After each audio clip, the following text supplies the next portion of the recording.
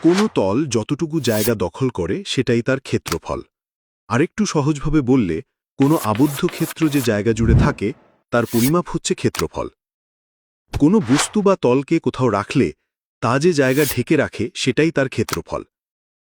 যেমন একটি বাক্সকে সোজা করে রেখে চারপাশে টেবিলের ওপর দাগ টানলে যে ক্ষেত্র পাওয়া যায় সেটাই বাক্সটির তলার ক্ষেত্রফল। আবার বাক্সটিকে সোজা না রেখে একপাশে কাত করে রেখে চারপাশে দাগ টানলে বাক্সটির পার্শ্বতলের ক্ষেত্রফল পাওয়া যায়। ক্ষেত্র সবসময় আয়তক্ষেত্র হয় না। ত্রিভুজ, বৃত্ত, বিভিন্ন ধরনের চতুর্ভুজ বা যে কোনো আকৃতির হতে পারে। ক্ষেত্রফলের একক নির্ভর করে দৈর্ঘ্যের এককের ওপর। আন্তর্জাতিক পদ্ধতিতে দৈর্ঘ্যের একক যেহেতু মিটার, তাই ক্ষেত্রফলের একক বর্গমিটার। যদি দৈর্ঘ্যের একক সেন্টিমিটার, মিলিমিটার বা কিলোমিটার হয়, তবে ক্ষেত্রফলের একক যথাক্রমে বর্গ সেন্টিমিটার, বর্গ মিলিমিটার বা বর্গ কিলোমিটার হবে। কোনো বস্তু যে স্থান দখল করে তাকে তার আয়তন বলে। বড় বস্তুর আয়তন বেশি এবং ছোট বস্তুর আয়তন কম হয়।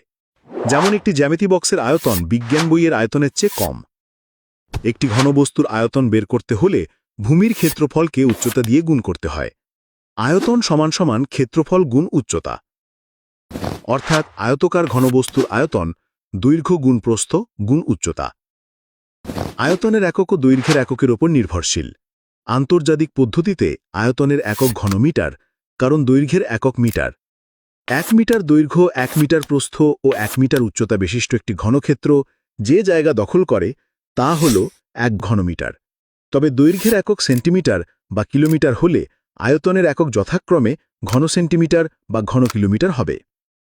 তরল পদার্থের যেহেতু কোনো নির্দিষ্ট আকার বা আকৃতি থাকে না, তাই তরল পদার্থের আয়তন নির্ণয়ের জন্য তরলকে যেই পাত্রে রাখা হয় তার আয়তনের সাহায্য নিতে হয়। কোনো পাত্র যদি কোনো তরল দ্বারা পরিপূর্ণ থাকে, তাহলে সেই পাত্রের আয়তনই হবে ওই তরলের আয়তন। সাধারণত তরল পদার্থের আয়তন মাপার জন্য বিভিন্ন দাগাঙ্কিত মাপচং ব্যবহার করা হয়।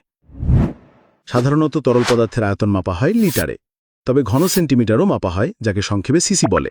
1 সিসি মিলিলিটারের সমান। 1000 সিসি সমান 1 লিটার, সুতরাং 1 লিটার সমান সমান 1000 সিসি।